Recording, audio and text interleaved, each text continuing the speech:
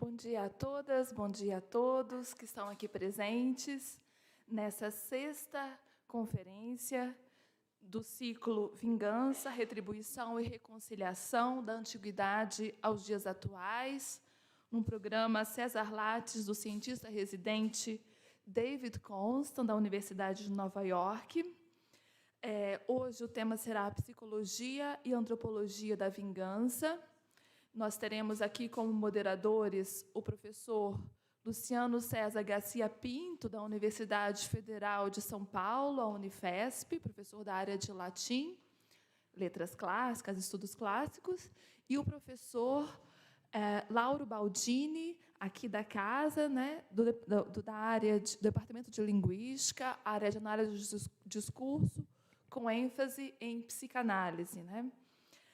Antes de começarmos, então eu agradeço também extremamente a gentileza e disponibilidade dos professores, agradeço a presença dos que estão aqui, né, o professor Nuno Coelho, que é da Universidade de Rio Preto, professor da área de Direito, e também faz parte aqui do IFIS, pesquisador aqui no IFIS. Professor Mário Martins, que é professor de matemática emérito do Conselho, do presidente do Conselho do Instituto de Estudos Avançados, aqui presente.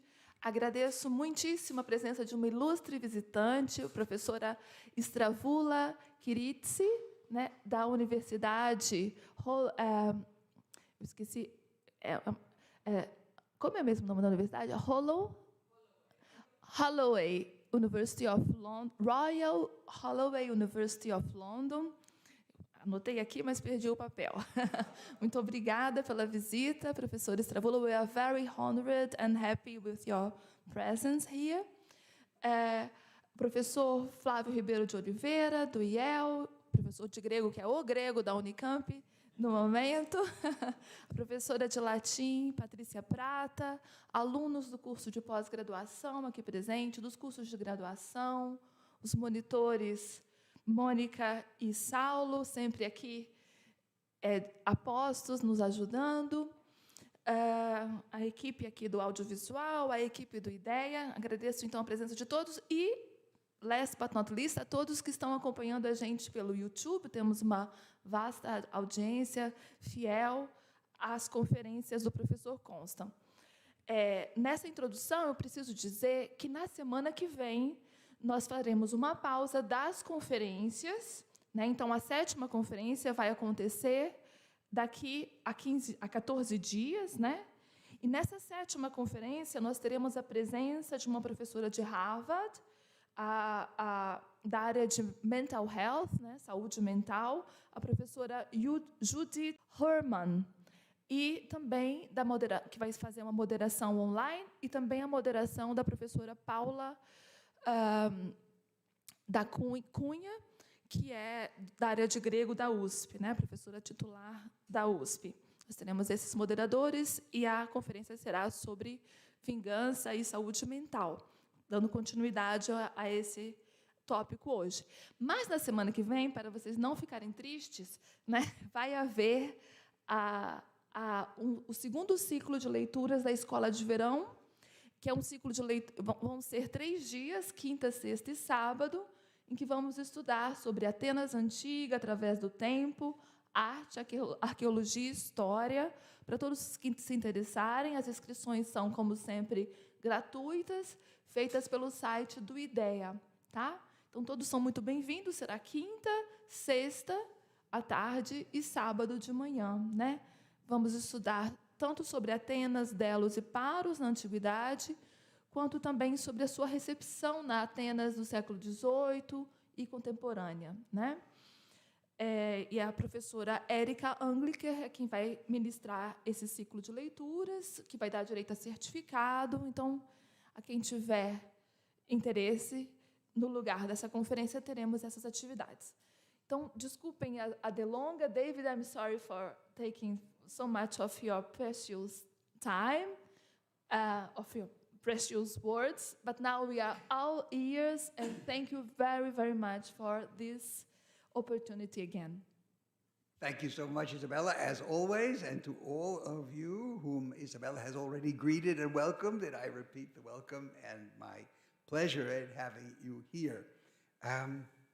Well, last week, we raised the question of whether the kind of anger that leads to extreme vengeance, or at all events, fantasies of vengeance, might be a product in some degree of the cultural environment, which permits or abets, encourages such sentiments. You remember that we ended up by looking at the ideas of cultures that, for example, endorse the death penalty, and the connection between that and vengefulness and a tendency to initiate wars and various other features. So some cultures seem to be more given to revenge than others. Now, the prevalence of victim statements, and we mentioned this, in courts in the United States is a novelty and was not regarded as acceptable 50 years ago. In those cases, the people who are in the courtroom are encouraged to feel and express their sentiments. Let me take an example of such liberty of expression, if that's the right description, from the world of sports. Today, it is all but compulsory, and I wish I had taken some photos up here to put up for you, but you'll know it, recognize this in a moment, for an athlete who has scored a point, whether in soccer, basketball, tennis, or any other sport. It's customary to howl in triumph, mouth wide open, arms raised, often taking a victory run around the court. If you ever see, every time they score a point, that's the expression. As we drive here from Campinas, from Cambuí, we pass a place that's a fitness place. And there's these very muscular guys, and their mouths are like this. It's as though they were trying to eat something much too large. And it's inevitable. Any advertisement, any front page picture will always have that. The message is clear. I won, you lost. Yet when I was a child, and this was many years ago, and even more recently, I think, such behavior would have been regarded as unsportsmanlike. In tennis, you walked up to the net and shook the hand of your opponent, graciously acknowledging the ability of the other. That's still something of a tradition in tennis, but then you have the tennis people who throw their rackets up and so on. Poses were modest, restrained, reminiscent, it occurs to me, of the way Odysseus, and we mentioned this in the Odyssey, represses the victory howl of his nurse when he has slaughtered all the suitors. Yes, a person has triumphed this time, but there was luck involved too, and a good athlete did not tempt fate by rejoicing too openly. I am beginning to be afraid that pretty soon students who get a good grade on an exam are going to jump up from their seats and race around the room, ululating in victory. Oh, it's going to happen soon, but not yet. In any case, you see the point. Now, however, we also observed last week that there is another way of looking at such revenge fantasies, which these days are remarkably common in the cinema. They may rather be a function of the prohibition of actual vengeance, the function of which has been usurped by institutional systems of justice. And of the so what's happened is that we want revenge. It's a legitimate attitude, it's a legitimate desire, it's a legitimate passion. Remember, Aristotle says anger is simply the desire for revenge. But if everything is done in the courts, if everything is usurped, if all our feelings, then the victim statements, of course, are evidence that people still want to have an opportunity to express their feelings, even in the rather objective context of a court or the institutional context. possibility is that our ostensibly civilized values, according to which forgiveness is sacred, and reconciliation and moral restoration are hallowed, they're saintly, this inhibits the actualization of our innate urge to revenge and the joy it produces. The result is that we suffer the effects of this psychic inhibition in the form of an endemic unhappiness. Yes, such repression has positive social consequences, but we pay for these in the form of personal melancholy. That's what it means to be civilized.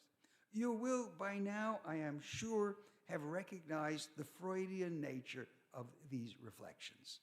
And we will indeed examine Freud's views on these matters later today. But I wish first to turn to a case that was popularized by the well-known Pulitzer Prize-winning writer, who has provided a vivid portrait of the contrast between the values affirmed, if only often in the breach, that means not by really being recognized, by countries in the imperial center, Europe, Western Europe, the United States, that regard themselves this way, and those of groups on the periphery which are identified as tribal. This is the structure of the argument. There's the civilized world, and there's the margins of the civilized world, the periphery. In an article with the title, the first part, Jared Diamond is just a name, Vengeance is Ours, which appeared in the very prestigious New Yorker magazine. New Yorker magazine is probably the most prestigious of the magazines, weekly magazines in the United States, in April of 2008, and it had the subtitle, What Can Tribal Societies Tell Us About Our Need to Get Even? Jared Diamond, who was then a professor of geography and physiology, sounds like a title that was made up for him, at the University of California at Los Angeles, UCLA, described his experience of revenge among people in the highlands of New Guinea and Papua New Guinea. And here, in a condensed form, but in Diamond's own words, I'm only using his words, is the story he told. Daniel Wemp, this is the name of the protagonist, his beloved paternal uncle Saul was killed in a battle against the neighboring Umbal clan. Saul had been very good to Daniel. He was an uncle, remember. Saul's death demanded vengeance. It took 3 years, 29 more killings, and the sacrifice of 300 pigs before Daniel succeeded in discharging this responsibility. And something I haven't done yet in this talk, but I want to focus on in the conversation, is this notion of responsibility. Because notice that it's not the same language as emotions and revenge. He has a duty to right the wrong. Diamond explains his relationship, his own relationship with Daniel Wemp. I first met Daniel, he writes, half a dozen years after these events, which he will describe, while he was working for the Papua New Guinea branch of Chevron Texaco, the big oil company. From the outset, I found him to be a happy, enthusiastic, sociable person. We enjoyed many of the same things, such as our wives. I take it each one enjoyed his own wife. Doesn't make that entirely clear. And children, conversation, sports, birds, and driving cars. Diamond then relates the causes of the conflict. Among the Highland clans, each killing demands a revenge killing, so that a war goes on and on unless political considerations cause it to be settled, or unless one of the two warring clans is wiped out or flees, that is, leaves its territory. When I asked Daniel how the war that claimed his uncle's life, remember his uncle was killed in a war, began, he said, the original cause of the wars between the Handa, that's his group, and the Umbal clans was a pig that ruined a garden. And so a fight began, a quarrel, and things heated up. Daniel's desire for revenge for Saul's death was an approved sentiment in his culture. Quoting again, Handas are taught to fight from early childhood to hate their enemies and to prepare themselves for a life of fighting. Sounds a little bit like Homer's Greeks. And this is quoting Daniel. If you die in a fight, you will be considered a hero, and people will remember you for a long time. And I'm adding that you could see here an analogy with Greek values as expressed in Homer, where kleos, or fame in generations to come, compensates for an early death. Odysseus, on his way home in the Odyssey, is on a raft, and he's threatened with being drowned. And he cries out, "If only I had been killed in Troy, where people would remember me." That's an honorable death. That's where you want it to happen, and you get fame for having fought. Now, there was a complication in Daniel's case. Isum, this is the person who is his enemy, had become Daniel's relative by marriage. And so Daniel was not permitted to kill him, or in fact, any other Umbal clan member by his own hand. So the two clans were now related by marriage. Yet hiring killers to kill Isum was permissible. By killing Isum or arranging for Isum's killing, Daniel explained, I would lose Isum as an uncle by marriage, but that would be worth it because I would gain my revenge. Daniel succeeded in his plan. As he is reported to have said, and this is all from the article, only one arrow hit Isum, but it was a bamboo arrow, flat and sharp as a knife, and it cut his spinal cord. That's even better than killing him, because he's now still alive today, 11 years later, paralyzed in a wheelchair, and maybe he'll live for another 10 years. People will see his constant suffering. Isum may be around for a long time for people to see his suffering and to be reminded that this happened to him as proper vengeance for his having killed my uncle Saul, in battle, by the way, we recall. Diamond quotes Daniel's expression of joy at achieving this vengeance. When I heard that Isum had been paralyzed, I thought, I have everything. I feel as if I am developing wings. I feel as if I am about to fly off, and I am very happy. And you may remember a very similar sentiment, although brief, on the part of Atreus in Seneca's play Thyestes, when he has finally succeeded in feeding his brother's children to him. Now, of course, Daniel was now the object of revenge on the part of the opposing clan, but after a while, clan allegiances had shifted. There was an alliance between his clan and the other, and he could now live with a measure of security. Would Jeffrey Epstein's victims, whom we talked about last time, or the people who were ruined economically by Bernard Madoff, have felt similarly vindicated and joyful if they had been able to inflict such punishment? That's a question. Daniel was not unaware of the problems associated with cycles of vengeance. Diamond quotes him as saying, he said, I admit that the New Guinea Highland way to solve the problem posed by a killing isn't good. Our way disturbs day-to-day life. We won't be comfortable in the sense of secure for the rest of our lives. We are always, in effect, living on the battlefield. And those feelings go on and on in us. The Western way of letting the government settle disputes by means of a legal system is a better way. But we could never have arrived at it by ourselves. We were trapped in our endless cycles of revenge killings. This is Daniel 11 years later, still happy to see his paralyzed uncle in a wheelchair, but recognizing that maybe the cost of this was great. Still, when Diamond asked Daniel why he hadn't just summoned the police to arrest, must be wrong, to arrest Isum, and spared himself all that trouble, Daniel replied, if I had let the police do it, I wouldn't have felt satisfaction. I wanted to obtain vengeance myself, even if it were to cost me my own life. I had to ask myself, how could I live through my anger over Saul's death for the rest of my life? The answer was that the best way to deal with my anger was to exact the vengeance myself. This is a story that is oddly satisfying and at the same time has a familiar ring, so much so that it immediately raises my suspicions. The story sounds so, you could have written it yourself. The savage and the civilized person.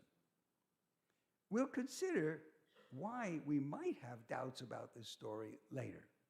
But first, let us look at why it seems so natural an account by casting a glance at one of the most influential books published by Sigmund Freud, namely Civilization and Its Discontents in the year 1929. Freud says, and here we quote him, "The feeling of happiness produced by indulgence of a wild, untamed craving is incomparably more intense than the satisfying of a curbed desire, limiting your desire. The irresistibility of perverted impulses," that's how he sees them, "perhaps the charm of forbidden things generally, may in this way be explained economically, efficiently." In other words, the joys we take are never the joys we would be taking if we were uninhibited. The other side of the coin, according to Freud, is that our so-called civilization itself is to blame for a great part of our misery. And we should be much happier if we were to give it up and go back to primitive conditions. You see where this story has come to us? I always think of the names of rock bands today.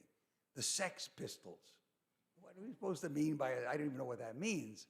But it suggests that both sex and shooting are somehow things that we would do if we were completely uninhibited, like these rock band people. And all of them have aggressive and countercultural kinds of names, or virtually every one of them. They're no longer called the Beatles or the Rolling Stones. They're called various other things, which, sorry. Now, Freud had a chilly view of the moral dimension of state institutions and their accompanying virtues. He writes, "The first requisite of culture is justice. That is, the assurance that a law once made will not be broken in favor of any individual. This implies nothing about the ethical value of any such law. We need laws, good or bad.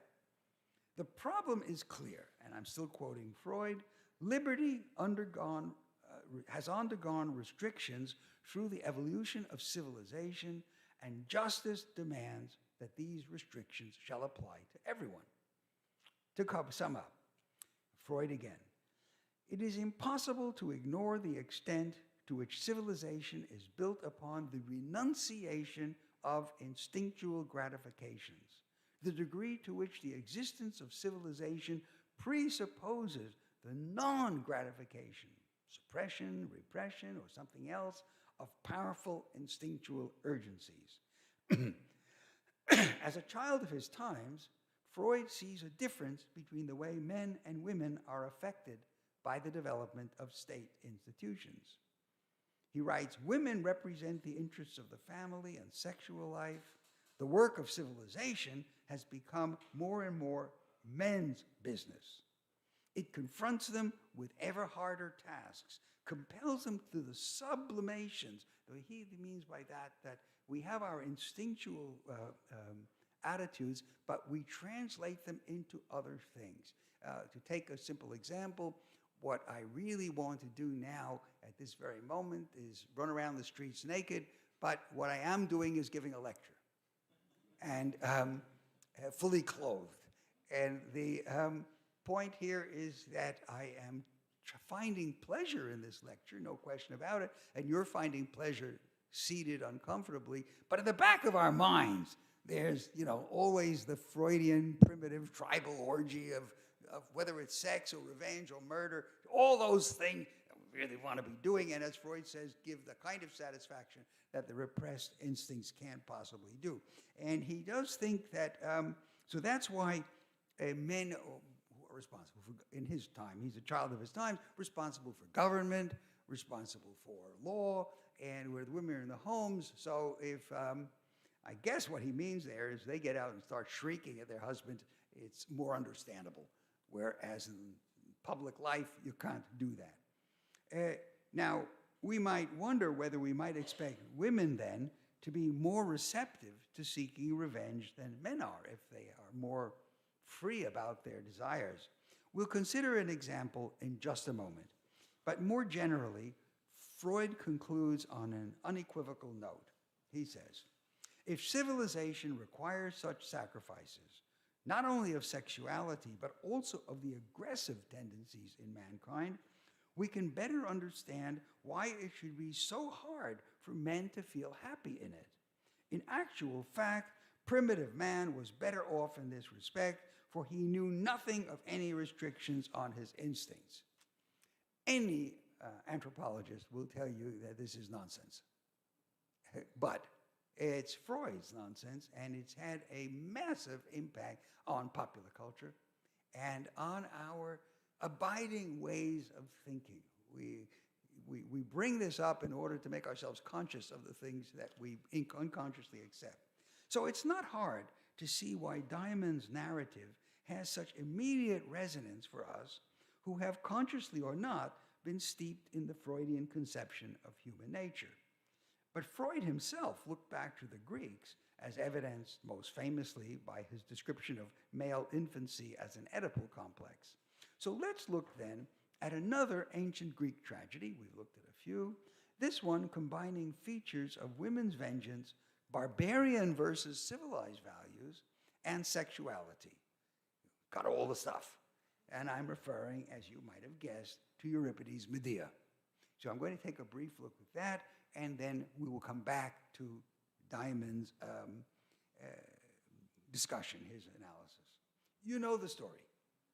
Jason led the Argonauts to Colchis on the Black Sea to obtain the Golden Fleece. And Medea fell in love with him and helped him overcome the trials that her tyrannical father, Aeetes, had set for Jason. Jason had to do all kinds of things like defeat enemies that grew from the soil and other things. Medea fell in love with Jason, and she followed him back to Greece, where they finally ended up in the town of Corinth, which is more or less on the isthmus between the Peloponnese and the rest of Greece in the north. There, Jason decided to marry the princess of Corinth, abandoning Medea, who would have to leave the country and leave behind her own children. So, because he would keep the children there. Enraged at Jason's perfidy and lack of gratitude, she plans to take revenge, which she does first by sending a poisoned garment as a wedding present to the princess, which consumes both the princess and her father in flames. And by the way, women, when they take revenge, do it with textiles. There's a play by Sophocles called, what's it called again? The Trachiniad. And it's a very odd case because there, Deianira kills her husband, Hercules, with a poisoned garment. But she doesn't know it's poisoned. And it's an accident, but it happens anyway. And some of you will remember that Clytemnestra kills Agamemnon in the bath, not with a poisoned garment, but with a garment, wrapping him up in folds of cloth before she stabs him. Textiles are women's work. What women produced in the household of economic value, sold outside the house, but mainly inside, was clothing. Clothing and everything else, sheets, everything else made. Working at the loom is the characteristic activity. That's just a digression. In any case, that's how she does it. But she doesn't stop there. She also decides to murder the two children that she had with Jason. In the end, she escapes, completely free, on a chariot that is provided for her by the sun god, who just happens to be her own grandfather. Now, I'll tell you just a moment, but I wanted to visualize the context here. This is Medea. her husband, she definitely saved her husband's life on several occasions. He promised her fidelity. She followed him to Greece where she has few resources, but not that she has none. And then he decides to leave her and marry the local princess.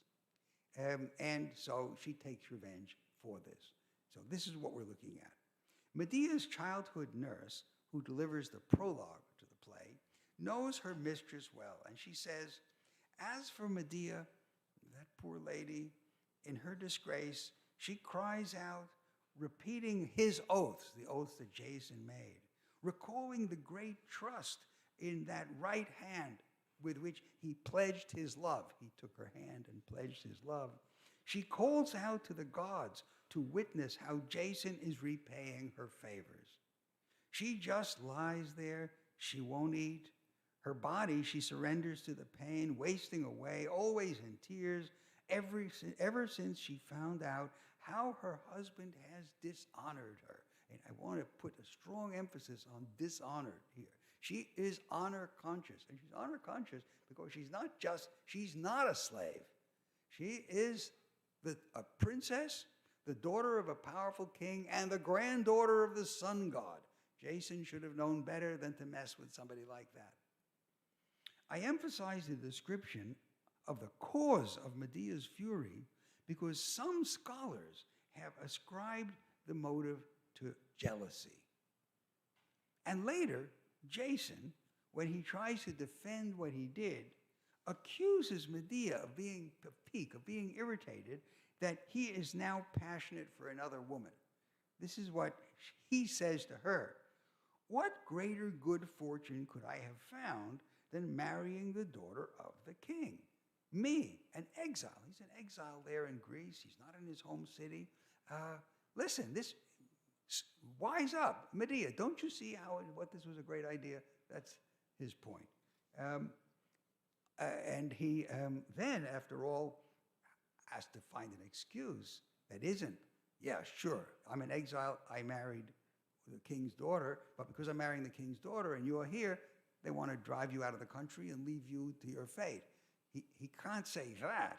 So he says, on the point that irks you, it's not the case that I hate our marriage bed, overcome with lust for some new bride, nor am I keen to rival other men. Don't be silly. I'm really doing this for practical purposes. And what can't you tell? And these days, this is called mansplaining, gaslighting, and a number of other names that have been coined to indicate, but you can't find in all of literature a better example than Euripides' Medea. It goes right to the heart of it. If you're a woman reading the play at this point, you're already rooting for Medea to kill him. Maybe not to kill the children, but keeping it in reserve. Okay. And he goes on to say, this is Jason still, do you need more children? In my case, there's actually some benefit to have new children to help those who are already born. What he means there, wait a second, I got the pages stuck, is that there'll be a bond. Was this a bad scheme? You'd agree with me if you weren't so upset about the sex. But you women are so idiotic. You think if everything is fine in bed, you have everything you need, but if the sex is bad, then all the very best and finest things you make your enemies. And so we'll stop there for just a moment. Greek men had,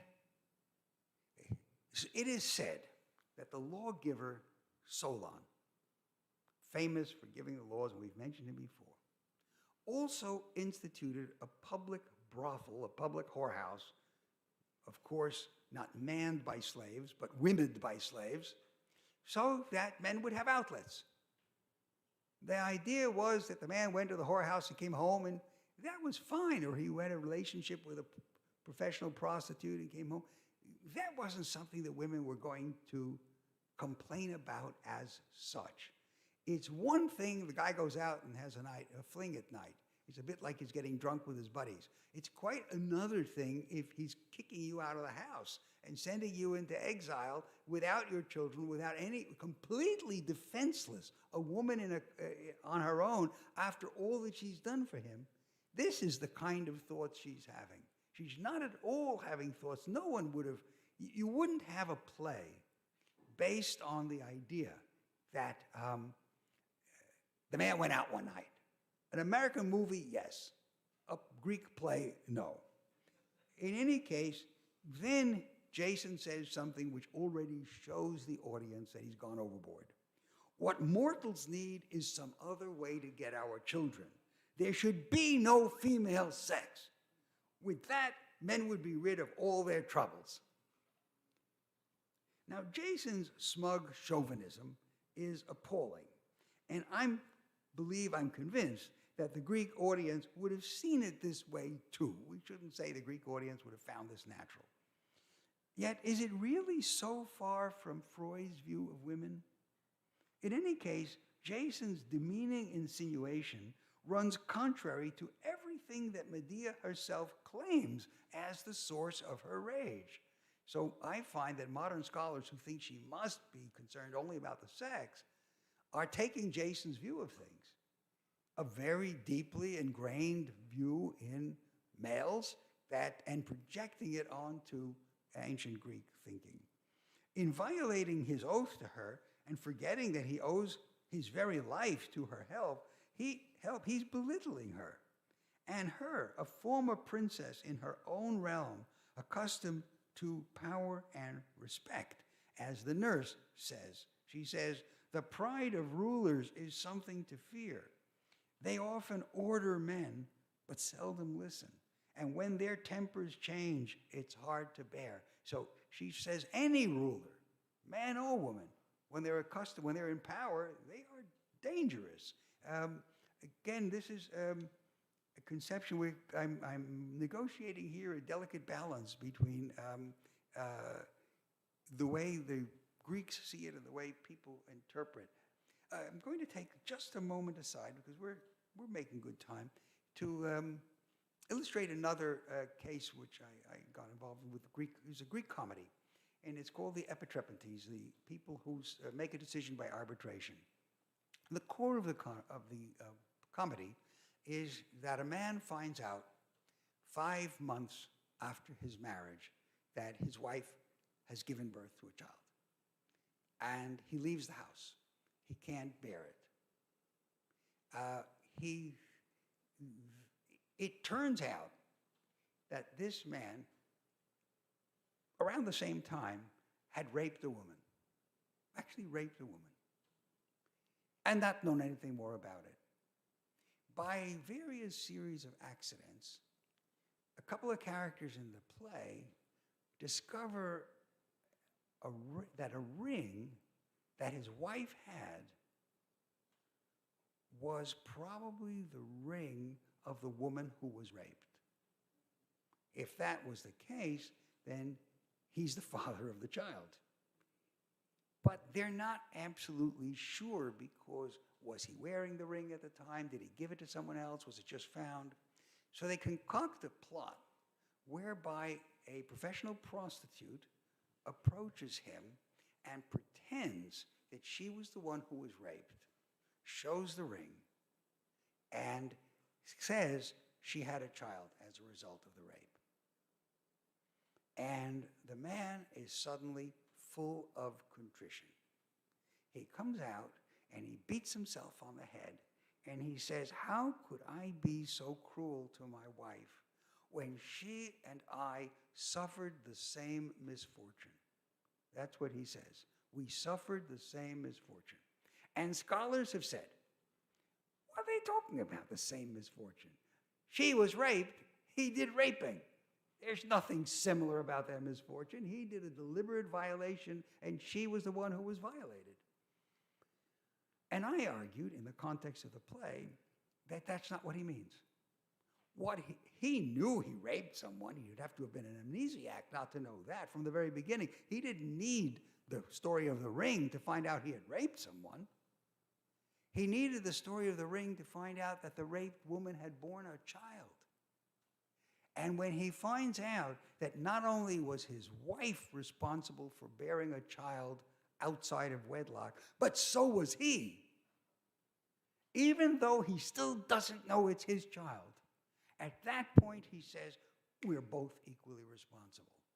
In other words, what was bothering him all along wasn't the sex before marriage, it was that she had had an illegitimate child. And that the birth of an illegitimate child, whether to a man or to a woman, is now considered something in that society that is fiercely troubling. And when he realizes that the two of them are in the same boat, he reconciles with his wife. And then he finds out he was the father. So so the comedy ends by making everybody satisfied with the roles, but what's very curious about it is the tendency of every single modern scholar, let me change that. I've found that almost all male scholars think I must be wrong. And female scholars thought I could be right.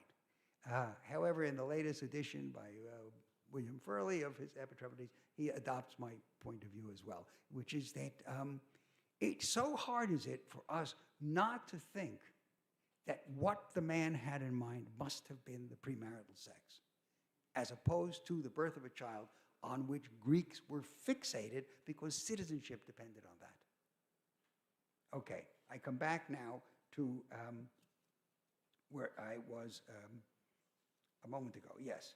Now, Jason, to use the terms of Aristotle, which we've been looking at all along, is not among those who are fit to insult Medea. Indeed, no one is. She's not a slave. She's not his inferior. What is more, she is a clever and dangerous woman who is capable of avenging the slight. If she is angry, and she is, it is because she does not regard vengeance as unattainable. She is, we might say, a paradigm of Aristotelian anger and the desire for vengeance that anger entails. But Jason takes a different view of Medea's situation, as he tells her, and we've seen this again and again. If I told how Eros, with his unerring arrows, forced you to save me, I could injure you. What he's claiming here is, you said you helped me. Actually, what happened is you fell in love with me. Eros, the god of passion, Cupid, made you fall in love with me. So you weren't doing me any favors on your own. You were just doing them under obligation. That's the nature of this argument. So I won't press the matter very far. Luckily, he doesn't, because she would have given him a good swift knee, you know where, by this time. However, you helped me, and you did it well. But by saving me, you got in return more than you gave me, as I will demonstrate. First of all, you now live among the Greeks and not in a country of barbarians. So you see how they were getting the same theme up there? You're familiar with justice and the laws rather than brute force. We're back in the world of Diamond's New Guinea people. Besides, all the Greeks know that you're clever, and so you've earned yourself a fine reputation. If you still lived out there at the boundary of the world, no one would talk about you. Do we have a colonial point of view here? At great fame, I'd sooner have than houses filled with gold, or the power to sing sweet melodies, sweeter than all the songs of Orpheus. That's my response to you about my labors. Jason's naked hypocrisy has been rightly denounced by commentators. But I wish to call attention to the implication that Medea's anger is a symptom of the lawlessness in her native land. Ought she to have taken Jason to court and demanded that he respect his marriage vow?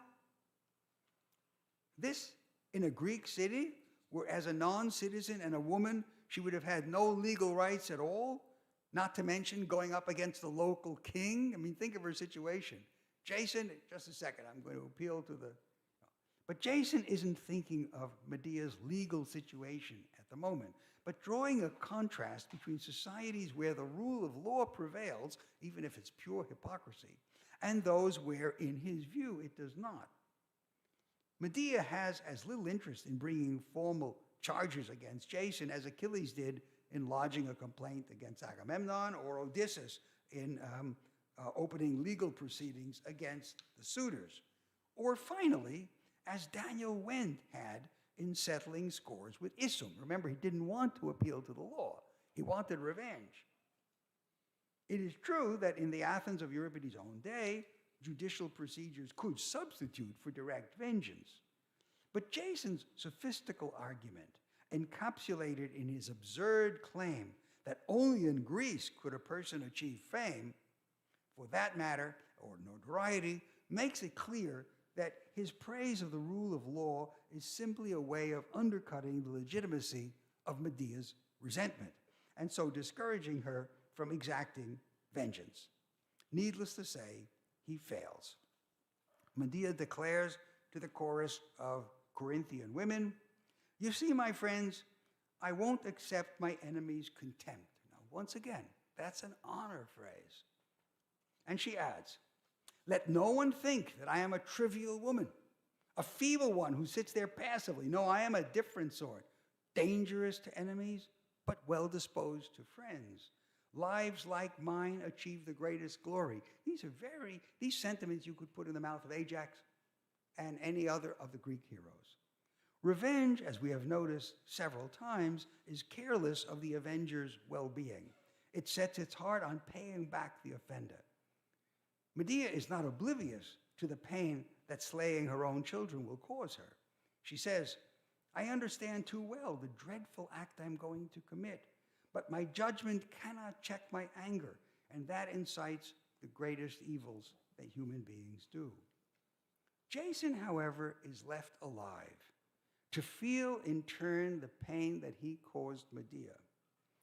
As we remember, Hecuba blinded but did not kill Polymestor.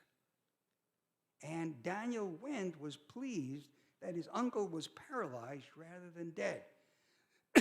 Jason persists in regarding Medea's revenge as barbaric,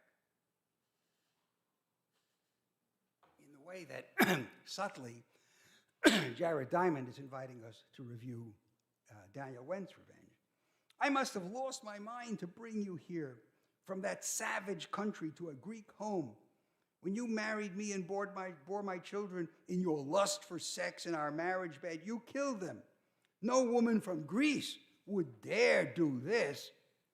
Maybe unless she was a queen and had powers. But I chose you as my wife above them all, and that has proved to be a hateful marriage. It has destroyed me. You're not a woman, you're a she-lion. Your nature is more bestial than Scylla, the Tuscan monster." But Medea will fly off, borne on the Athens on a carriage, and where she will find safe refuge. As Daniel Wendt said, "When I heard that Isum had been paralyzed, I thought, I have everything.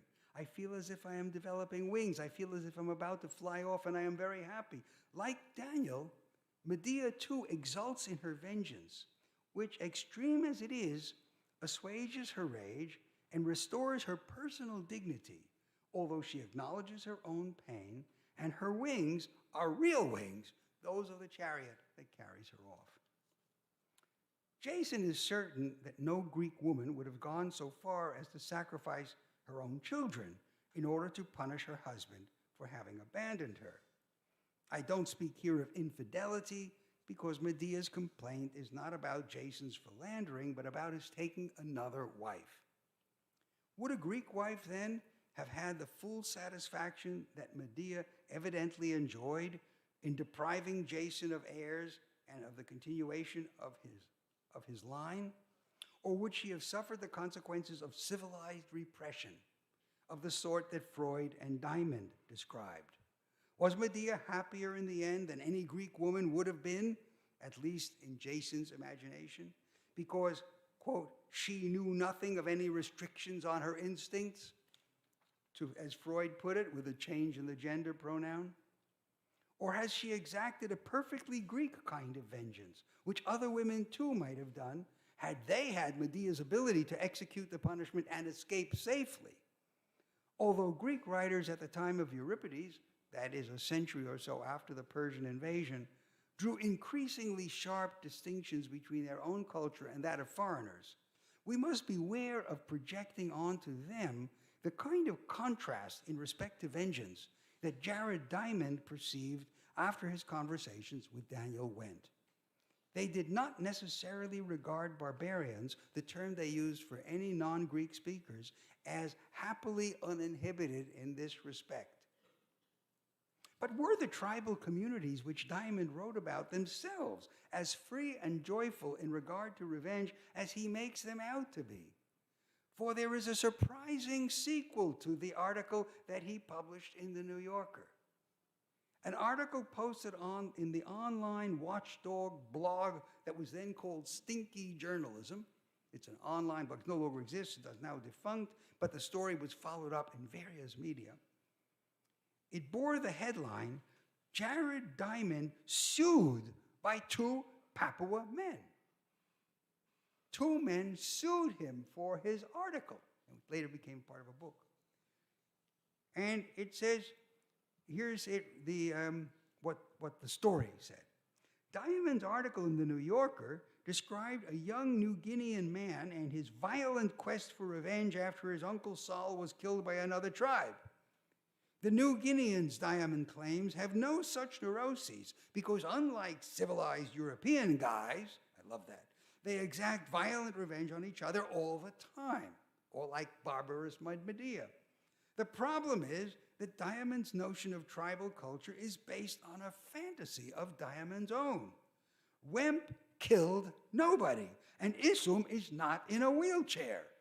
Indeed, the two men say they have never met, and Isum has suffered no injuries at all. After the story went up online, this is still part of the quoting, Wemp suffered tremendously. He'd been accused of heinous crimes, which the men's lawsuit against Jared Diamond says he did not commit. This is certainly an alarming piece of news.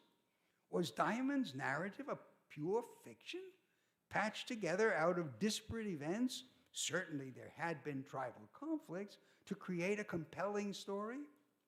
Jared Diamond responded by filing a countersuit for libel against his accusers. This too has a strange history.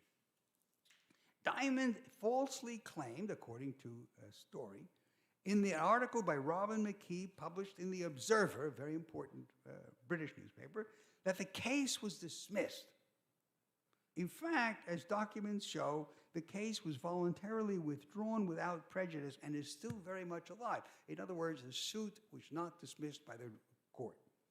Robin McKee, who wrote the article in The Observer claiming this, replied, "The reason why Daniel Wemp and Isum Mandingo sought to withdraw their lawsuit was not based on a lack of merit, but the fact that their high-powered New York lawyer, Jack Littman, suddenly died, leaving them without representation or cash to hire another lawyer, as they are poor tribesmen. They are working on filing another lawsuit now." This is going back 2013. This is probably now, I don't know if it's still active. In a chapter bearing the title, Journalist Ethics of,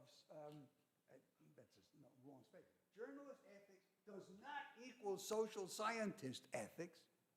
In the book, Planning Ethically Responsible Research, Joan Sieber and Martin Tolick observed, now this is a book about this case. This is quoting from the book. The anthropologist Pauline Wiesner, a leading expert on tribal warfare in Papua New Guinea, thinks Diamond was naive if he accepted Wemp's stories at face value. Now, she's giving him some credit. She says it may be true that they never happened, but he may have said that it happened, told him a tall tale. Because young men in Papua New Guinea often exaggerate their tribal warfare exploits or make them up entirely. And then Pauline Wiesner says, I could have told him immediately that it was a tall tale, that is fiction, an embellished story. I hear lots of them, but I don't publish them because they're not true. The most questionable aspect of the story was the first world wheelchair in the third world rural highlands, and that was the detecting thing. He had Isum in a wheelchair. You should have known better. In the highlands, he would have been on a motor scooter. Now, that's my comment, not theirs. As Sieber and Tolik note, Rhonda Shearer, and now a media critic, who runs the website, or ran the website Stinky Journalism, she corroborates the point. They quote her as saying, Shearer says that after reading Diamond's article, she immediately was very skeptical at the suggestion that Mandingo, that's Usum, could have continued to live in the remote, rugged Papua New Guinea highlands while confined to a wheelchair and perhaps needing special medical care. Sieber and Tolk add that in Diamond's defense, both he and his New Yorker editor, David Remnick, insist that these anthropological criticisms are irrelevant because Diamond was working as a journalist for a popular magazine, not as an anthropologist writing a scholarly article. Well, is that all right then to malign two people by name? And just because it's popular? Sounds like a desperate defense. It's a curious defense. Are facts irrelevant in a popular article? The New Yorker has withdrawn the article from its website, which is telling in itself. But I wish to think further about why Diamond's story is so seductive. The desire for revenge is ancient, instinctive, and universal. The proof is that in so-called primitive cultures, it is given free rein. This is the stuff in us that this article is appealing to. We who live in more civilized societies still have the same urges, but because we repress them, we cannot experience the untrammeled, uninhibited joy of vengeance. Sigmund Freud propounded this view most clearly, but it was a common one in his world and may even go back to classical Greek culture, unless we are mistakenly projecting it onto them as we read their works, unless we buy into Jason's way of talking. But is there even a grain of truth in it? Let me quote the words, and here I'm coming to the end, of Beni Wenda, no totally different person, a New Guinean activist who was forced into exile. I am very upset with this man, Jared Diamond. What he has written about my people is misleading. He is not writing about what the Indonesian military are doing. That is the real violence that is happening in West Papua. Indonesia owns half of the island. Tribal war for the Dani, the tribes, was not every day or every year as he describes it in this book. Tribal war only happened when something happened like a land dispute or someone was attacked. This is what happens in all societies. Indonesia illegally occupied our country in 1963, and that is when the massacres really started everywhere in West Papua. The Indonesian government did not rescue us from a cycle of violence, like Jared Diamond says. They brought violence to us like we had never had before. They have murdered, raped, and imprisoned my people, and they have stolen our land to make themselves rich. Now, this is an activist's perception of things and why he sees the Daniel Wendt case as problematic. What lessons are we to draw from this extraordinary episode, if indeed it is unusual in the annals of anthropology? How much of anthropology looks like this? I often wonder myself I'll give you one very quick anthropological story, which is a cute one rather than, but it's telling about the problem with anthropologists perceiving things. There was a Russian anthropologist named, what was his name? Dmitrikov, something like that, Dmitrikov, who had found a society where everyone was always happy and always laughing. So just the kind of thing you expect. Always happy and always laughing. And he reported it in the great Russian journals, and they was so expected and esteemed, no one doubted it for a moment, but of course they wanted to study it further. And so they sent a team of anthropologists to the place, clearly identified the name of the tribe, and they got there. That was a tribe by the name that was indicated, but ordinary, perfectly ordinary people. I said, well, is this the right place? They checked. finally they said, well, did by any means, a Russian anthropologist named Dmitrikov ever come by here?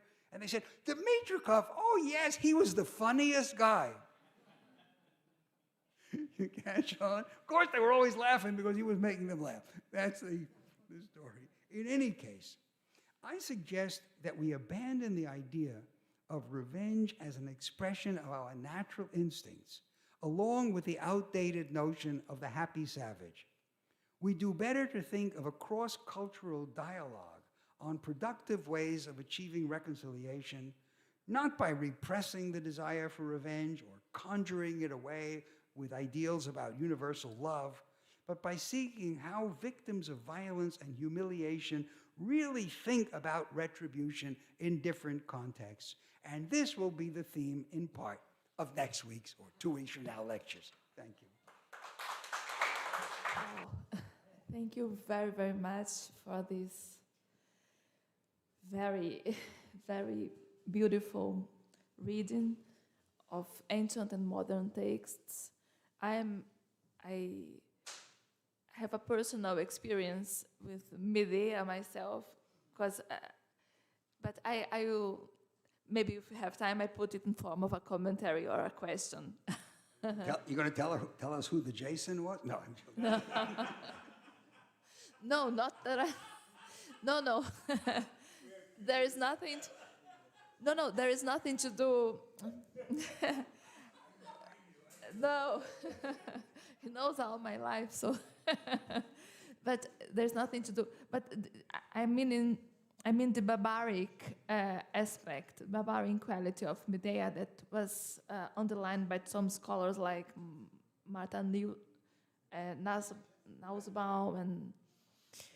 No, there's nothing to do with love, but there's nothing to do with love, but to do with Latin American qualities. Yes? I knew that. Yes. Which a Latin American person may feel when it comes to other European cultures. Sometimes I felt like Medea in this sense, but I will not talk more about it because we have a psychoanalyst here that can judge me better, and I will ask him to come to the table to help us to moderate. Professor Lauro Baldini, as well as Professor Luciano Garcia Pinto,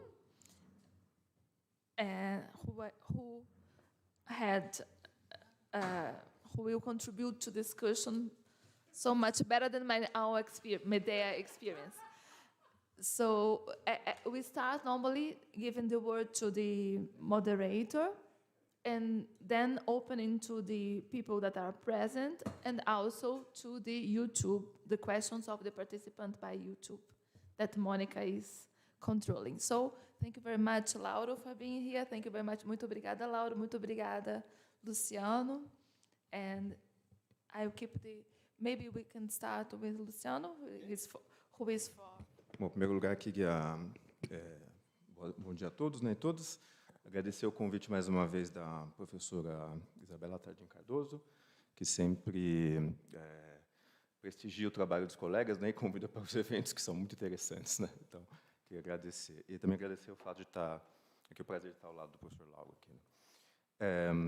Bom, thank you very much for this awesome lecture. It's a pleasure to moderate your talk today. Well, my question would be a very general question, not specific on this lecture, but would be about. I was thinking about the difference between the feelings you have present to you, the anger and resentment, and as I was thinking about the feeling of indignation. Today is very common to demonstrate indignation, especially in social networks and also in the political discourse. My question to you is if you see any difference between anger and indignation and resentment, And if so is the case, if there is a difference, what would this difference consist of? That's my first general question. Thank you. Well, it's a great question, Luciano, and I have thought about it in various contexts. Let me start by saying that Aristotle distinguishes indignation from anger. He calls anger, it's a special word for anger, and you remember he defines it as a response to an insult or belittlement. And you wish revenge for that, and the revenge is to restore your social status. Indignation, the word he uses for it is a word that you probably have in cultivated Portuguese, nemesis. He uses the verb nemesan, to feel nemesis.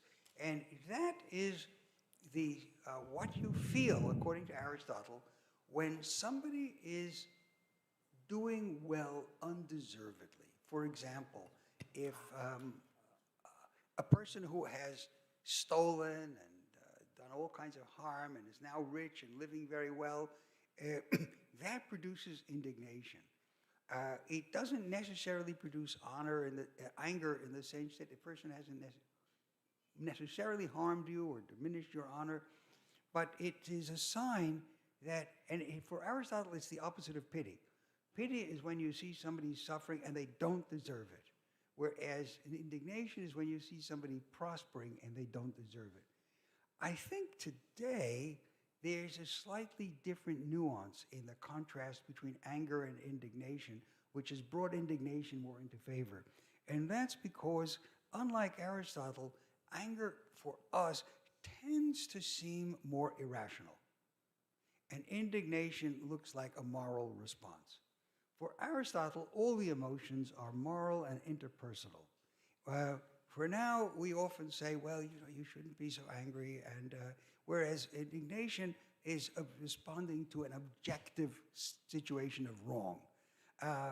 The word, of course, comes from the very root for dignity and ought to reflect a concern over lack of dignity in other people. I think this is an important feature of anger itself. But you're right that indignation has replaced it. Now here I'm responding, answering in terms of my own intuitions about the English language, and so you'll have to see whether it's happening in Portuguese too. But I find an increasing approach between the use of anger and indignation. To say I'm indignant practically means I'm angry.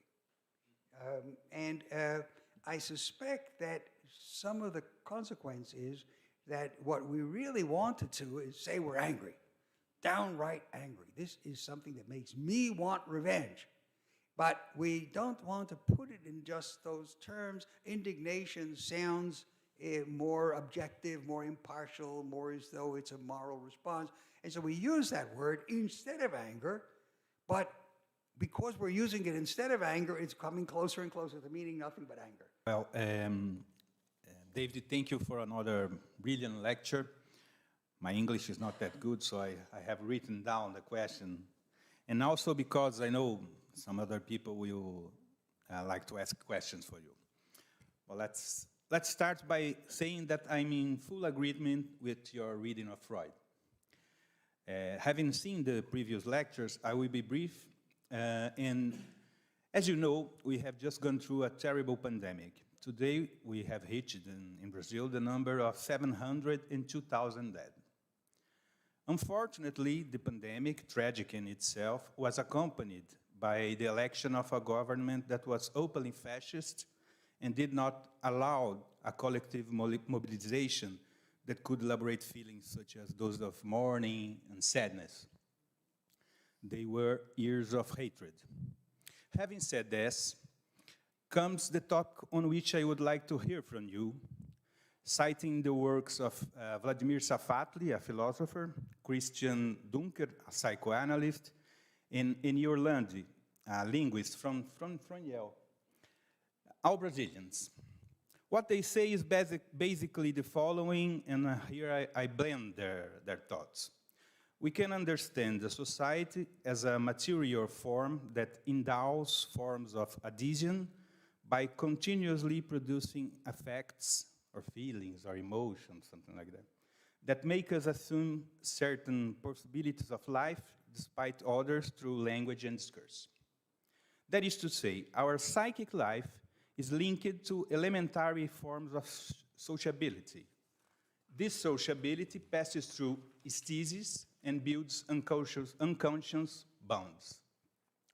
By mobilizing unconscious structures of memories, fantasies, identifications, and drives, affections, feelings, emotions allows a more adequate understanding of social life and political bonds. In this sense, our relationship, the Brazilian relationship with our own history, has been one of repression in the Freudian sense. As in Orlando says, the blocking of a discursive elaboration, the absence of a politically signified event, creates spaces outside memory, neither forgotten nor elaborated. They are insignified, designified. In the same direction, such processes can lead us to an infinite mourning.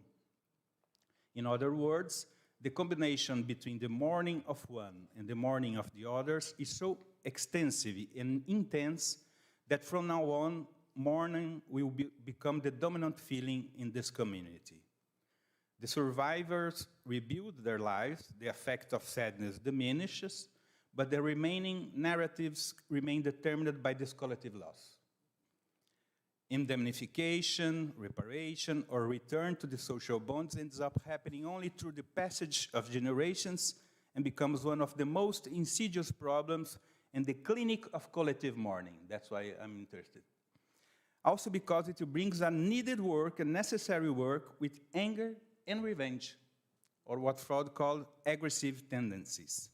That was it. Thank you again, David. Thank you so much, Laura. That is a marvelous statement. One I will have to try to process before fully responding. There's a distinction made by Freud, to which I imagine this writer is alluding, and that's between mourning and melancholy. The name of one of Freud's books. Mourning is grief you feel at loss, a natural sense of what happens when you are separated from a loved one. Melancholy is when this extends to the point of becoming neurotic, and you insist on it. Interestingly enough, this same distinction is one of which ancient writers were fully aware. You remember that we looked at, in connection with the Electra of Sophocles, the way in which the chorus of women attempted to ease Electra's resentment over the death of her father by saying, well, you know, people die. You're not the only one who has suffered this. Grief will not bring, and mourning will not bring him back again. And I had mentioned then that these were the typical phrases of a whole genre, body of literature called consolation literature, of which we have several examples, including 3 written by Seneca, and 1 written by Plutarch, and others as well. And then Cicero, when his daughter died, wrote a consolation to himself to remind himself of what you ought to be thinking. And it's been sometimes imagined that the Greeks, somebody like Seneca, a Stoic, who was against passions, would have been opposed to any kind of grieving. That was the function. But nothing could be further from the truth. A certain amount of grieving was absolutely natural. It's only when it became obsessive, when, as Plutarch says, we welcome grief as a guest in the home. That's when it has to be treated. So the consolations are always written afterwards. They are written after a proper period of mourning. And in order to prevent it from developing into this pathological condition. And I think this, in speaking of mourning here, is an ongoing process. There was some sense that in societies, and here the contrast isn't between civilized and repressed and unrepressed. Rather, it's where there was another axis at work in this, that you find yourself living in a hypocritically legal society, a society that looks like, pretends to be a society of law, but ends up being as chaotic as one where law doesn't exist at all. And because we have, and I would say not just civilized people, but all people have expectations of what life in a civilized community should be like, this continual failure to live up to it produces an ongoing feeling of mourning. It's a different take, but I would say that in one way, it bears on the discussion of revenge and vengeance. And that is because revenge in that case is completely inhibited. And so in another one of Freud's ways of looking at things, when you cannot take your anger out or aggressivity at someone else, you turn it inward. You start getting, you don't know this is what you're doing, and so you just feel bad. And that bad feeling of living in this nowhere land, in this limbo, it's related to vengeance. It's when vengeance is forestalled, but when it's forestalled in very particular conditions. And the simple contrast between primitive and civilized doesn't capture it. It's when civilization fails to be civilized that this is what this particular conception. This is my spontaneous response, Lauro, to that very beautiful passage you read. Thank you very much, Lauro and Luciano. And now we could maybe, for your wonderful questions, and David for the dialogue, for the answer. Are there any questions from the public now?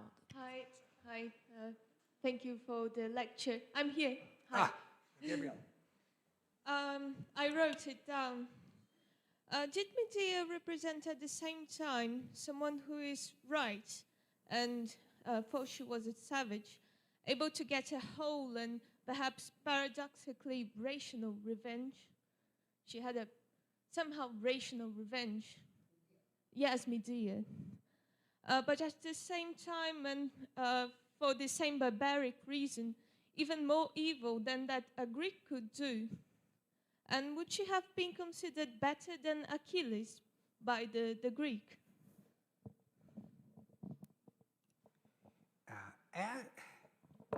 When we deal with a play like any play, we're always caught between two kinds of vision. One is what the characters feel, and the other is what the audience feels. And in a play like Medea, it's very clear. So we want to know, when we speak of whether Medea's revenge is rational, she certainly considers it so. She conforms well enough to Greek sensibilities of honor that, once again, one could imagine the audience would respond with some empathy. Still, if we take as the typical audience member a man, and to this day we still do not know whether women attended the theater in tragic performance. The evidence is not that the evidence doesn't exist. The evidence exists and is completely contradictory, with some saying yes and some saying from antiquity. So we really just don't know. But if we take as the characteristic audience member, would he have felt some distance simply by virtue of the fact that it was a woman? Would he have felt the danger that his own wife or women in his own society could take such severe vengeance? Was it something of a lesson on what you should and shouldn't do? What kinds of satisfaction might an audience member get from watching a play like this? Why did they go back to it? Why did they give it prizes? Why do we still consider it to be such a masterpiece? And one of the questions that's asked by a number of people is why we watch tragedy at all. It's such a miserable experience. Why not enjoy comedies, laugh? Who wants to see this stuff? What is it satisfying in us? And so it brings very close the question of our relationship, and that's, I think, where your question comes in. About rational versus irrational, about approvable versus non-approvable. One critic, 17th century monk, said the reason we enjoy tragedy is that our lives are so boring that even painful things are better than nothing. Other people in antiquity had reasons, in fact, about why we enjoy tragedy. Aristotle gave reasons. He said we enjoy imitation. We enjoy imitation of anything. We love to imitate. It's how we learn. He said that there are sounds. For example, if I were to hear a pig squealing, it might not be a pleasant sound, but when somebody imitates it accurately, we all laugh. So an imitation has a different distance from the thing itself. All of these go into questions about how we would view and respond and judge Medea. I can't help but feel that Euripides' representation of Medea is shocking. It is a clear vindication of a woman's sense of justice, honor, respect for what is due to her. And if her vengeance strikes Jason in just his most delicate point, which is continuing his line and wiping out his name forever, well, that is exactly what he deserved.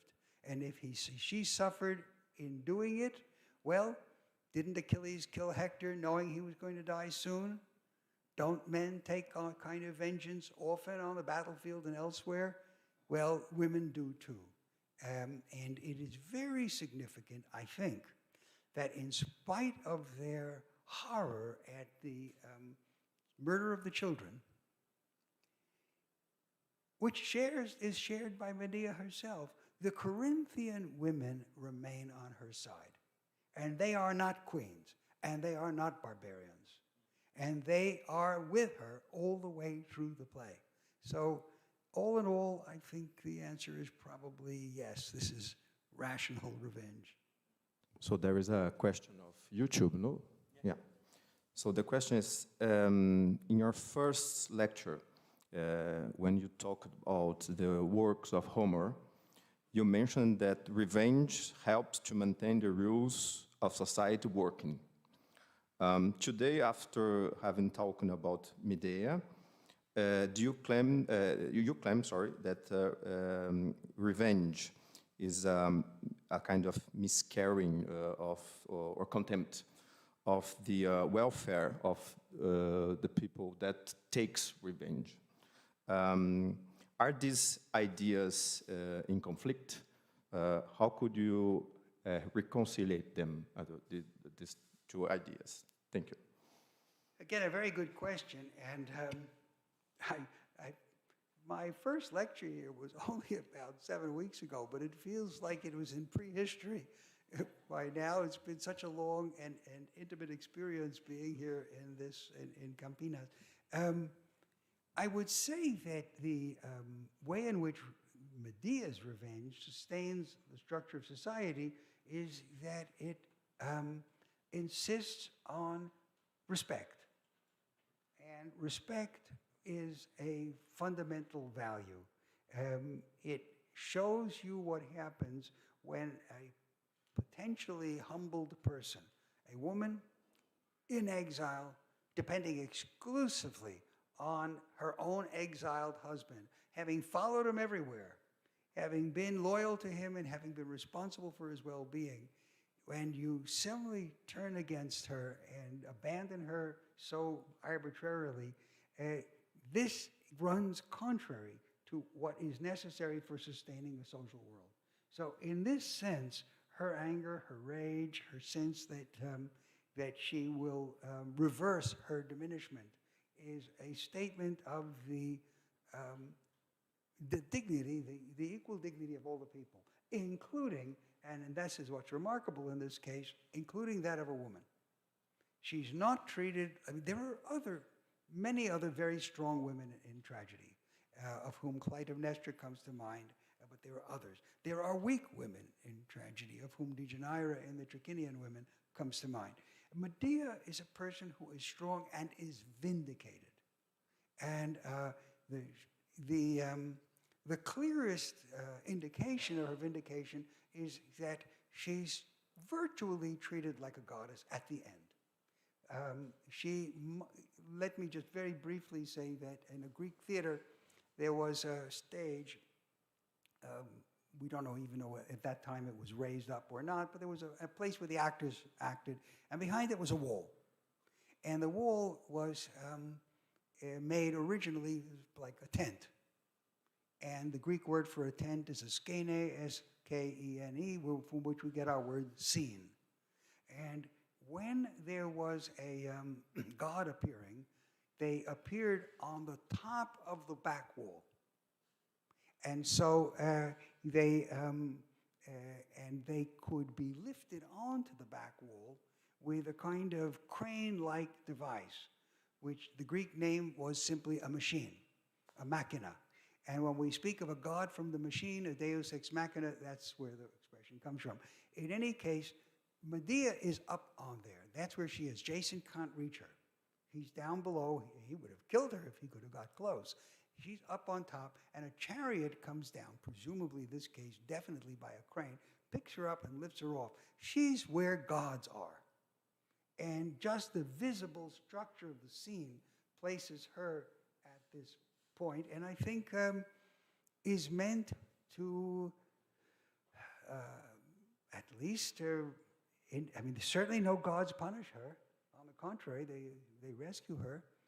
I would also point out that she doesn't think of taking revenge until she has first secured a place of safety. Once again, this is a practical play about the conditions under which revenge can be materialized. So it's a stern warning about the characters who can and will exercise, be angry at the offense of their dignity and are able to do something about it. Good to think with. And I think that's what makes the play of so continually fascinating. Thank you, Professor, for this wonderful talk. I didn't understand the relation between your reference to sports people attitudes when they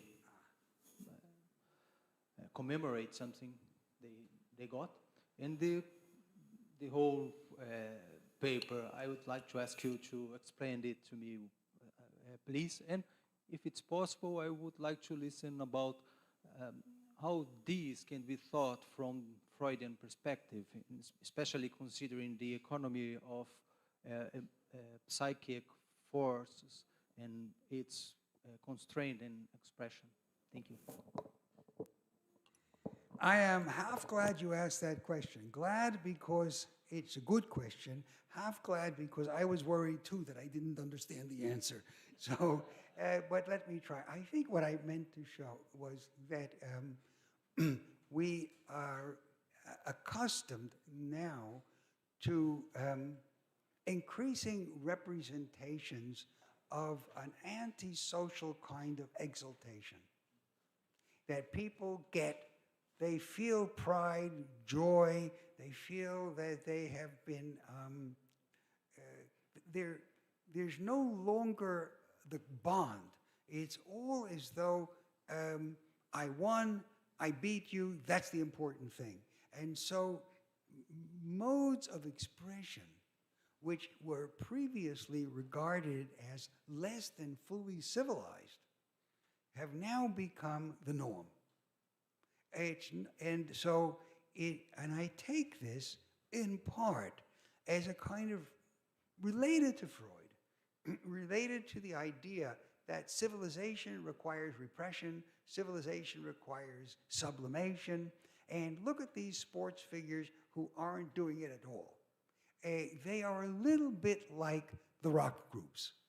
The rock groups who, you know, after all, look how rock group singers dress. They dress in exotic clothing, things that are not at all the kind of stuff that normal people would wear. Certain figures within our society are given permission to look as though they are uninhibited, unbounded, and it plays with our sense of the contrast between uninhibited behavior and behavior that is constrained and right. So we wouldn't, there was a skit on, of which I have a copy actually, a brief skit in which a elementary school teacher, a woman of middle age, normal looking, is being given a sports prize for the best, a sports kind of prize for the best teacher. And she comes out, and the announcer and all the people around give her that kind of praise. And here she comes out, the winner of the trophy, and you expect, of course, somebody to have brilliant expression, and she kind of walks out and sits down, and all of the dialogue is done in modern sports commentator form, exaggerated, full of shouts, full of, and now we see her as she disciplined a young student in her class, and she comes and she says, "Oh, Charlie, you shouldn't do that." Whereas, and so the contrast is constantly felt. Sports is becoming one of the arenas in which, and I don't know why socially this is happening, but it's become one of the arenas in which this type of uninhibited expression is approved, socially approved. It was, as I, you know, just the hairdos of rock groups is telling. The small gestures that look different suggest that I don't know what, perhaps that professional athletes, in the very nature of their activity, are behaving in a slightly pre-social way. Of course, games have rules, but the rules also involve a certain kind of personal decorum. And so my point in raising that was simply to suggest that we have internalized a contrast between appropriate and inappropriate rules. We have certain spaces in the world, in our society, where we allow for this other expression, and that only confirms a contrast which may be a complete myth. Thank you again for the wonderful lecture. And I have a question about media as well. And I have a little experience with the text of Euripides' Medea, and it caught my attention that the word for justice, dike, is even more frequent than the word for honor, time, in the play. And in the end, Medea alludes to the cult to her children in the temple of Hera. And I took from this that she somehow will expiate the murders committed by her. Could we think that this is somehow an inversion of the Eumenides Aeschylus?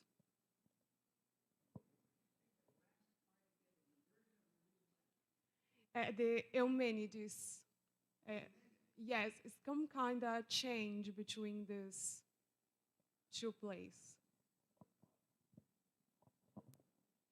That's a very interesting suggestion.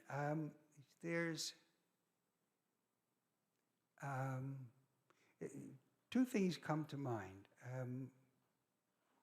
You may be right. I mean, the Eumenides took their role as being that of defending blood relations. And so they defend the vengeance of Clytemnestra because she was killed by her son, and they don't bother with the murder of Agamemnon by Clytemnestra because that's a relationship of marriage rather than one of blood. Hegel saw that as a fundamental distinction we call the relations of law and relations of blood. Medea reverses it in a way. She is the killer of her own children. And she does it as a way of hurting her husband.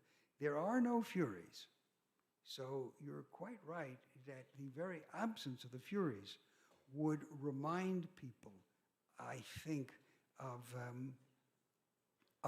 how different this is from the humanities. I think you're quite right. The second part of your question, I thought there were two parts really, was on the frequency of the words for justice. And that is an interesting point. I haven't taken it adequately into account. Anger, she certainly feels. At the same time, she definitely feels that she's being treated unjustly. This she says again and again. The reason that I take that point very much to heart is that I have been suggesting all along that motivations based on justice may be equally dangerous from a social point of view as motivations based on passion.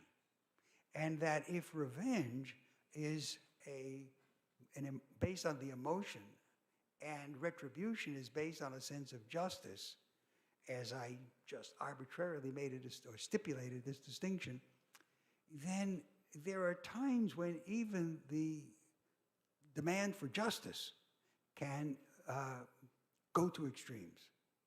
And here I find myself wavering. Most of the cases where you see revenge at work will vary between the demand for justice and the expression of an emotional desire for revenge. I pointed it out in Diamond's article, where he says that revenge was a responsibility of Daniel Wendt. Now, a responsibility, I remember having a conversation when I first got involved in this with an anthropologist who had been working for many, many years in Somalia. And he had witnessed the tribal feuding that went on for generations, and how someone 3 generations later could be expected to exact revenge for something that had happened 3 generations before. And that person 3 generations later, the original offender might no longer be alive, but he would have descendants. But the revenge wasn't aimed at the descendants. It was aimed, according to his description, at the most powerful and influential person in the clan, because that hurt the clan most. And that's what you were really after. This was collective rather than individual. And he said that it was, this was a long-term inculcated sense of responsibility. And I suggested that this might be a desire for justice and retribution. It's unfair and we have to do something about it. Rather than the kind of sustained anger. They weren't boiling with anger all the time. They were biding their time, waiting for the opportunity, because they knew this was something that needed to be done. I would say this kind of mixture of revenge and retribution is probably natural. And then it becomes a matter of separating out the emphases and nuances. But it's a very good question. Okay.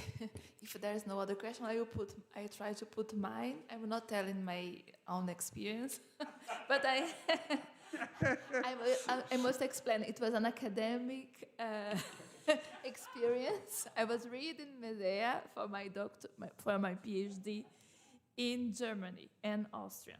So that's how I started identifying with the character. And because of that, I remember that other versions of Medea do not present, as far as I know, the killing of her own children as an act of revenge. There were other strategies against what happened to her and what Jason has done to her. His treason. Am I right?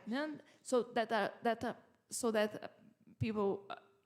the scholars suppose that Euripides himself even has invented this particular form of, a particular cruelty form of revenge, a form of revenge.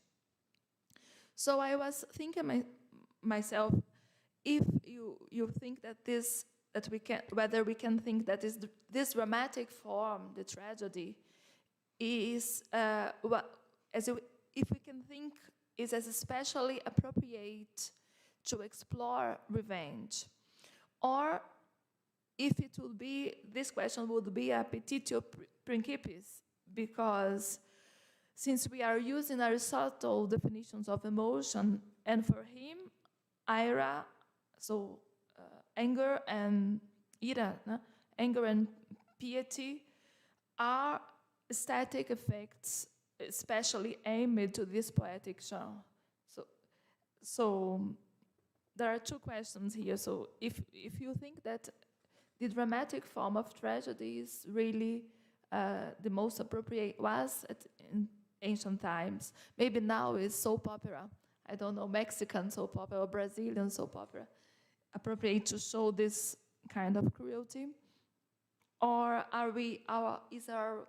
my way of thinking, my hypothesis, compromised already by the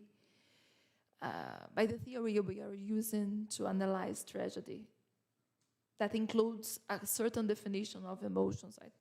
Let me respond first to the first part of your question. It is debated whether Euripides invented the murder of the children.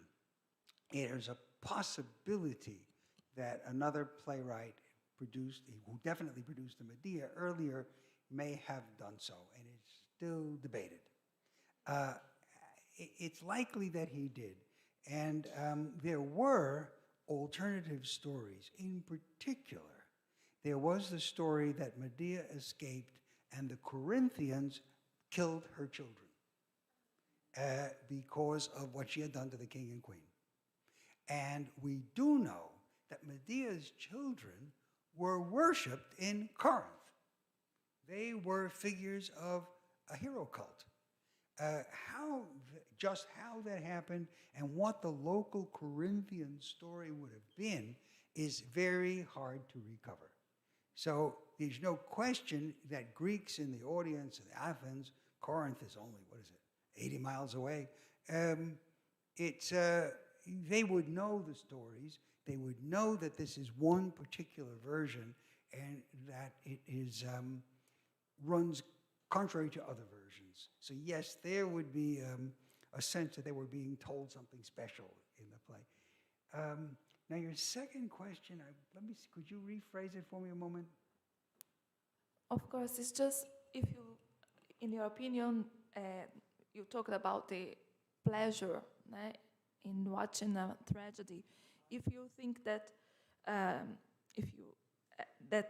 this dramatic form is especially appropriate to explore revenge, we know by Aristotle that ira and piety would be the aimed emotions by a tragediographer, should be. So it's my question. Oh, that's a good question. I mean, there's a type of tragedy that we commonly call revenge tragedy. And in fact, in these readings that I distributed for those taking the course, I have one book dedicated to it. It's Anne Pippin Burnett has written a book on vengeance tragedy some years ago, very, very good one. She was a great scholar of Greek literature, Greek drama, and there have been others. So revenge tragedy is one type, and it became very common in the post-Renaissance, so-called Restoration period of British drama, where revenge tragedies are all over the place. Is it tragedy particularly good at doing that, and what would its relationship be between that plot form and Aristotle's idea that the characteristic emotions of tragedy are pity and fear? Do revenge tragedies, are they particularly good at eliciting those two emotions? I'd have to think about it. Let me see if I can put it another way. I have tried to think about the question of aesthetic emotions. What I mean by that is the following. You go to the movies, and it's a horror movie. And you come out and you say, gee, I was so scared. But you didn't run away. So you weren't really scared. You knew all the while that it was a fiction. It might have produced some instinctive reactions in you in the same way that if something appears very suddenly, which is one of the features of these, it makes you jump. But that's not proper fear. You didn't really think there was any danger. So you're feeling something like fear without ever knowing that without believing that there's a real danger. Seneca separated out precisely those two situations. When you are watching a play, watching a movie, and it elicits certain kinds of emotions, and otherwise when it does not. Now, is the pity and fear that Aristotle talks about an aesthetic pity and fear, or a real pity and fear?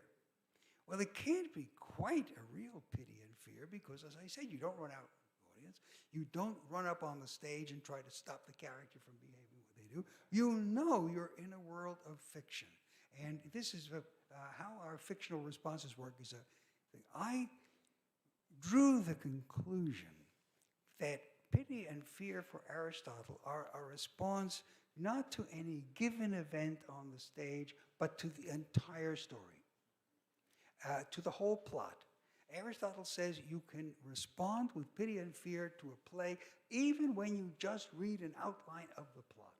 So it must be the case that when you see a revenge story like that of Medea, you are fearing for yourself because something like that could happen in your world, rather than being struck with fear at a given moment or struck with pity at a given moment. You feel pity because you know, it's Aristotle's definition of pity, you know you are vulnerable to something like it. It's required.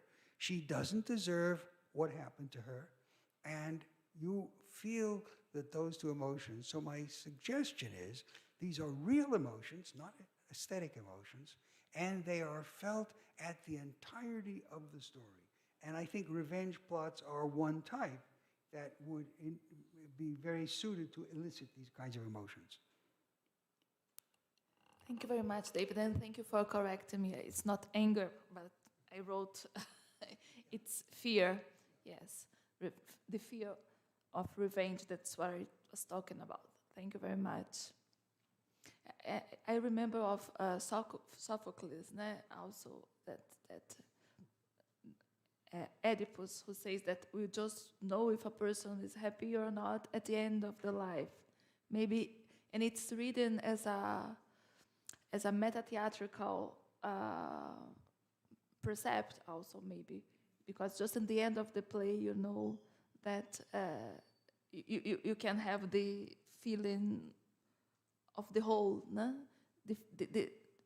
The feeling about the whole play is what matters. Thank you very much. There are those who have interpreted Medea as a direct reply to Socrates. Socrates said, if you know what is good, you'll always do it, because that's what good is.